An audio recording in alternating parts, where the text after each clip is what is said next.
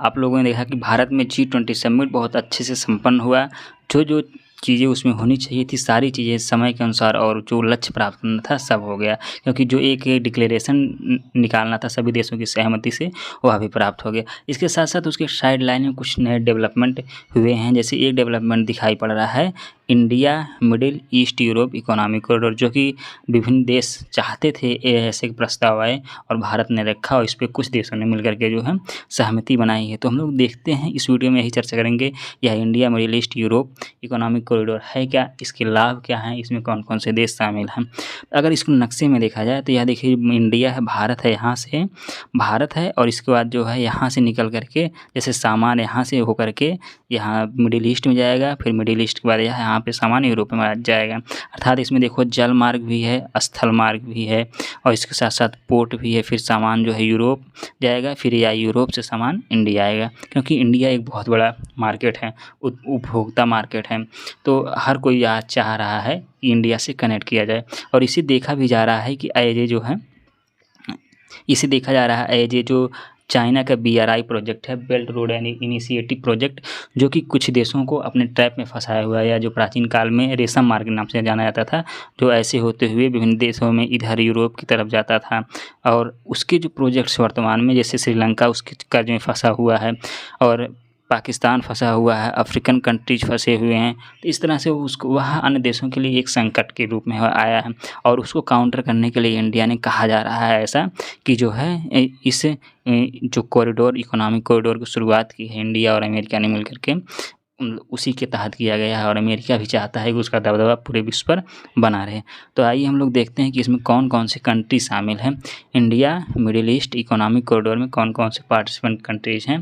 जैसे इसमें सऊदी अरब है जो मिडिल ईस्ट का है, यूरोपीय यूनियन है जो यूरोप वाले देश हैं, भारत है ही, फिर UAE है मिडिल ईस्ट का, फ्रांस है, जर्मनी है, इटली है और USA अर्थात अमेरिका है। इसके साथ-साथ इजराइल भी है। जो देश आएंगे ये सारे देश उसमें शामिल हैं। अब इस प्रोजेक्ट में क्या-क्या चीज़ें होंगी ये चीज़ देखना। इस प्रोजेक्ट में 2 कॉरिडोर बनाए जाएंगे। एक कॉरिडोर कहा जा रहा है ईस्ट कॉरिडोर, दूसरे कॉरिडोर को कहा जा रहा है नॉर्दर्न कॉरिडोर। जो ईस्ट कॉरिडोर है वह इंडिया और अरेबियन गल्फ को पहली चीज़ कनेक्ट करेगा। दूसरा जो नॉर्दर्न कॉरिडोर है यह अरेबियन गल्फ और यूरोप को कनेक्ट करेगा। और यह कनेक्टिविटी कैसे डेवलप की जाएगी इसमें आगे बताया गया है। उस कनेक्टिविटी में जैसे स्थल मार्ग भी होंगे, जो हाईवेज़ बनेंगे, उसके पैरेलल में ही जो है इलेक्ट्रिसिटी ऑफ केबल भी लगाए जाएंगे, डिजिटल कनेक्टिविटी भी रहेगा और फिर हाइड्रोजन पाइपलाइन भी उसमें हो सकता हो लगाए जाएँ। और इसके साथ-साथ जो है उसके पैरेलल में ही एक रेलवे रूट भी बिछाया जाएगा, जिससे जो है सामानों को एक दूसरे देशों में पहुँचाने में आसानी हो और ताकि कम से कम कॉस्ट इफ़ेक्टिव को मतलब कम से कम किया जाए और इन देशों के बीच आवागमन और सारी चीज़ें सुविधाओं को आसानी से पहुँचाया जा सके। अब इसका उद्देश्य क्या है? अगर पर्पज़ देखा जाए तो पहली चीज़ जो इंडिया मिडिल ईस्ट से कनेक्ट हो जाए और मिडिल ईस्ट यूरोप से आसानी से कनेक्ट हो जाए। यूरोप या मिडिल ईस्ट के सामान इंडिया में या इंडिया का सामान जो है मिडिल ईस्ट या यूरोप में चला जाए।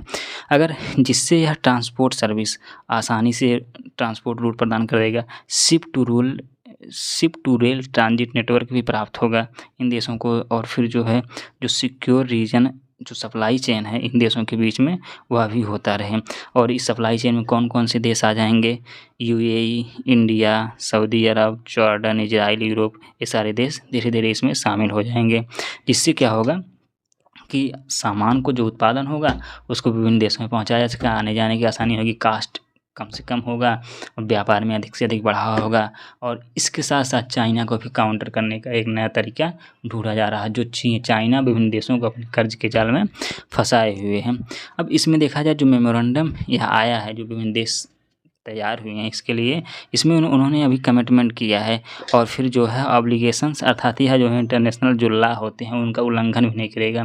और इसके साथ-साथ फिर जो है इस सभी देश अभी प्रस्ताव जो आया है इस पे सहमत हुए हैं और सहमत हुए हैं कि 60 दिनों से भीतर जो है इस पे और सारी चीज़ें कैसे-कैसे क्या करना है, कहाँ से फंडिंग आएगी, कैसे डेवलपमेंट होगा, क्या-क्या चीज़ें होंगी, इन सब में सहमति बनेगी।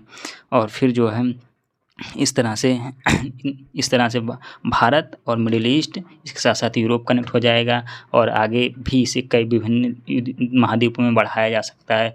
भारत के लिए आसानी से आना जाना भी सुलभ हो जाएगा, जो पाकिस्तान बीच बीच में परेशान करता था, और मतलब ईरान की भी सुविधा हो जाएगी मिडिल ईस्ट में जाने के लिए, और भारत के लिए भी बहुत लाभदायक है। और जो देश शामिल होंगे दूसरी चीज़ यह सबसे अच्छी चीज़ यह है कि जो इसमें देश शामिल हैं उनको अपने कर्ज में नहीं फंसा रहा है भारत, तो इसलिए भी यह लाभदायक है। तो उम्मीद है कि यह आगे बहुत सक्सेस हो, या भारत की G20 में एक बहुत बड़ी जीत के रूप में सामने निकल के आई है।